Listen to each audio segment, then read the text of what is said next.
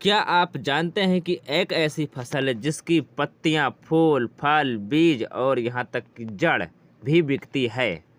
एक बार लगाने के बाद 10 से 15 साल तक उत्पादन दे सकती है और शुरुआती 4 से 5 साल खाली ज़मीन में दूसरी फसल लगाकर अतिरिक्त कमाई भी की जा सकती है। आज की इस वीडियो में हम बताएंगे सहजन यानी कि मोरिंगा की खेती का पूरा बिजनेस मॉडल। कब लगाएं, कौन सी किस्म चुनें और कितना फ़ायदा होगा, कितनी लागत आएगी और कौन सी इंटरक्रॉपिंग सबसे ज़्यादा फ़ायदा देगी। तो ये सब जानने के लिए वीडियो को पूरा अंत तक जरूर देखें, बिल्कुल भी स्किप मत करना। साथियों आइए हम शुरू करते हैं। तो किसान भाइयों, सबसे पहले हम यह जानते हैं कि सहजन क्या है। किसान भाइयों, सहजन यानी कि मोरिंगा एक बहुउपयोगी और अत्यंत लाभदायक वृक्ष है। इसे सुपर फूड भी कहा जाता है क्योंकि इसकी पत्तियों में protein, calcium, iron, vitamin, potassium, AC और ई प्रचुर मात्रा में पाए जाते हैं। इसकी मांग भारत के अलावा विदेशों में भी तेजी से बढ़ रही है। किसान साथियों, बहुत किसानों का सवाल होगा कि सहजन की खेती क्यों करें, तो आइए इसके हम पूरे डिटेल जान लेते हैं। किसान साथियों, इसके कई फायदे हैं। इसे पहले तो एक बार लगाने पर 10 से 15 साल तक आप उत्पादन ले सकते हैं। दूसरी बात, फलियां, पत्तियां, बीज और फूल सब कुछ बिकने योग्य होते हैं। कम पानी में भी अच्छी खेती, सूखा सहन करने की अच्छी क्षमता होती है। जैविक खेती के लिए उपयुक्त, घरेलू और निर्यात दोनों बाजार उपलब्ध, साल में कई बार उत्पादन। किसान साथियों, अब हम जान लेते हैं सबसे पहले कि सहजन का उपयोग कहाँ कहाँ पर होता है। नंबर 1, सब्जी। इसकी हरी फलियां सब्जी के रूप में खाई जाती हैं। नंबर 2, पत्तियां, छाल और जड़ औषधियों में उपयोग की जाती हैं। Number 3, nutraceutical, moringa powder, capsule और हेल्थ सप्लीमेंट बनाए जाते हैं। पशु चारा, तो इसकी हरी पत्तियां पौष्टिक चारा के रूप में भी पशुओं को खिलाई जाती हैं। इसके बाद किसान साथियों बात आती है कॉस्मेटिक की। तो बीज से निकलने वाला तेल, क्रीम, साबुन और हेयर ऑयल में उपयोग होता है। नंबर 6, पानी शुद्ध करने में। तो बीज का उपयोग जल शुद्धिकरण में भी किया जाता है। आइए किसान साथियों जानते हैं इसकी खेती कब करें। तो उत्तर भारत में इसकी खेती जून जुलाई यानी कि मानसून आने पर की जाती है। उसके बाद सिंचित क्षेत्र में जो है आप इसकी खेती फरवरी से मार्च भी कर सकते हैं। दक्षिण भारत में लगभग पूरे वर्ष इसकी रोपाई संभव है। किसान साथियों, हम बात करें भूमि की तो बलुई दोमट सबसे अच्छी होती है, लेकिन जल निकासी व्यवस्था जरूर होनी चाहिए। किसान साथियों, मोरिंगा की खेती के लिए हम मिट्टी के पीएच की बात करें तो 6.5 से 8 तक इसके लिए उत्तम माना जाता है। किसान साथियों, अब हम बात करते हैं खेत की तैयारी की। तो 2 से 3 बार गहरी जुताई आपको करनी है। उसके बाद आखिरी जुताई के समय 8 से 10 टन प्रति एकड़ के हिसाब से गोबर की खाद डालना है। साथ में जो है 100 से 150 किलो नीम की खली भी उसमें डलवा दें। अब किसान साथियों आइए हम जान लेते हैं उन्नत किस्में इसकी कौन सी हैं। तो सबसे पहले नंबर पर है PKM1। इस किस्म की खासियत यह है कि जल्दी फल देती है, अधिक उत्पादन देती है और सब्जी के लिए लोकप्रिय यह किस्म होती है। इसके बाद किसान साथियों हम बात करते हैं PKM2 की। इसकी लंबी फलियां अधिक उत्पादन और निर्यात के लिए सबसे अच्छी होती हैं। अगली किस्म है साथियों KDM1, अधिक पैदावार, रोग सहनशील, अच्छी गुणवत्ता। अगली किस्म है साथियों ODC3, व्यवसायिक खेती के लिए सबसे अच्छी किस्म। इसके बाद किसान साथियों बात आती है पौधे तैयार करने की। तो इसको आप सीधे बीज से भी बुआई कर सकते हैं या फिर आपका अगर मन है तो पॉली बैग में बीज से पहले पौधे तैयार करें, उसके बाद आप रोपाई भी कर सकते हैं। यानी कि दोनों तरीकों से इसकी खेती की जा सकती है। किसान साथियों हम बीज मात्रा की बात करें तो लगभग 1 एकड़ के लिए 600 से 800 ग्राम बीज पर्याप्त होता है। किसान साथियों दूरी की बात करें तो यदि आपको फलियां लेनी है तो 10 फीट की दूरी पर पौधे लगाएं।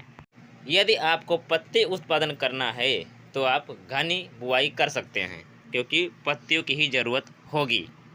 किसान साथियों अब हम बात करते हैं खाद प्रबंध की। तो प्रति पौधा गोबर की खाद 10 से 15 किलो, नीम की खली और संतुलित NPK, हर वर्ष जैविक खाद अवश्य दें। इसके बाद साथियों हम बात करते हैं सिंचाई की।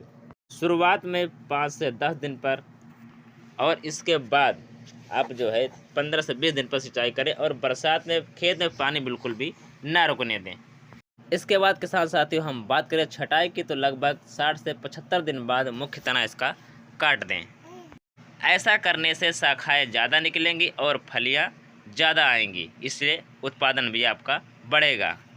अब किसान साथियों हम बात करते हैं रोग एवं कीट, यानी कि इसकी मुख्य समस्या की अगर बात करें तो फल मक्खी, इल्ली और माहू। इसके बचाव की बात करें तो पीले स्टिकी ट्रैप सबसे पहले आपको लगाने हैं। 1 एकड़ में लगभग 12 से 15 जगह पर।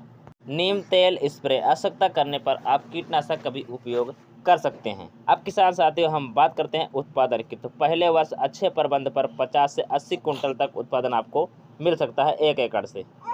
बाद के वर्षों में 100 से 150 कुंटल या उससे भी अधिक उत्पादन आपको मिल सकती है। पत्तियों का उत्पादन अलग से भी किया जा सकता है।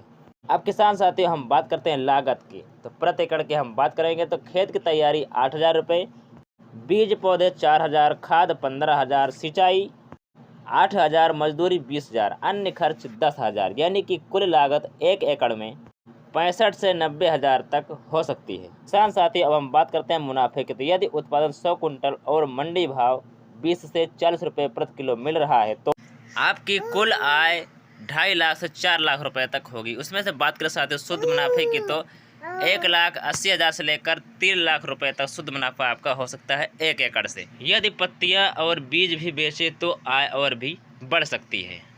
अब किसान साथियों आइए हम जानते हैं सहजन के साथ कौन से इंटरक्रॉपिंग करें। पहले 4 से 5 वर्ष तक पेड़ों के बीच खाली जगह बहुत सारी पड़ी रहती है।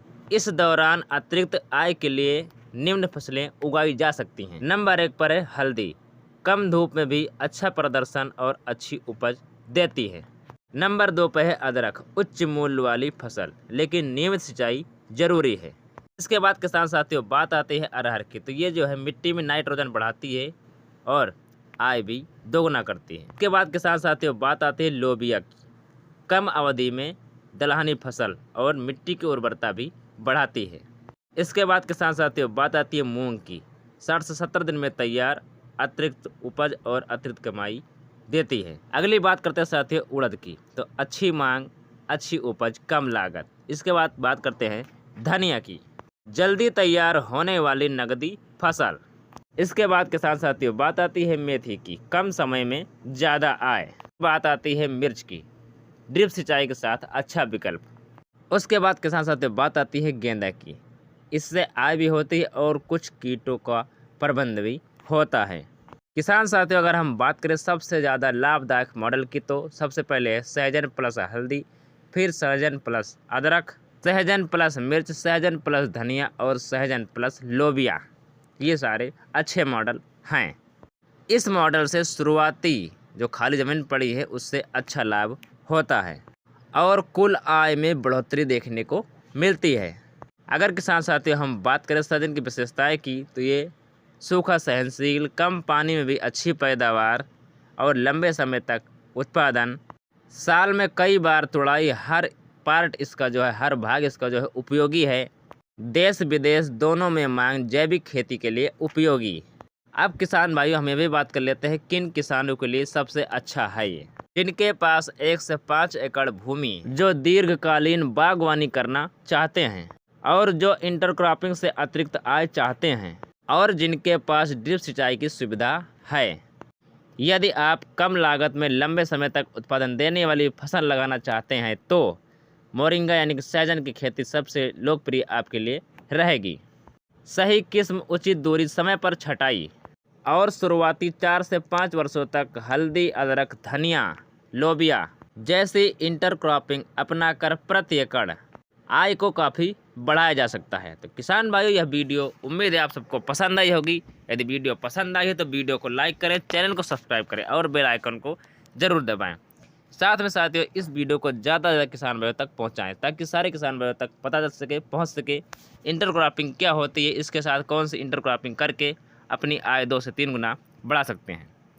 तो धन्यवाद, मिलते हैं अगली वीडियो में नई जानकारी के साथ। तब तक के लिए नमस्कार। ये साथियों कुछ समझ में आया हो, कोई सवाल है, यदि आप लोग सहजन खेती कर रहे हैं तो हमें कमेंट करके बताएं कि आपने कौन सी किस्म का चुनाव किया है, उसका उत्पादन कैसा है।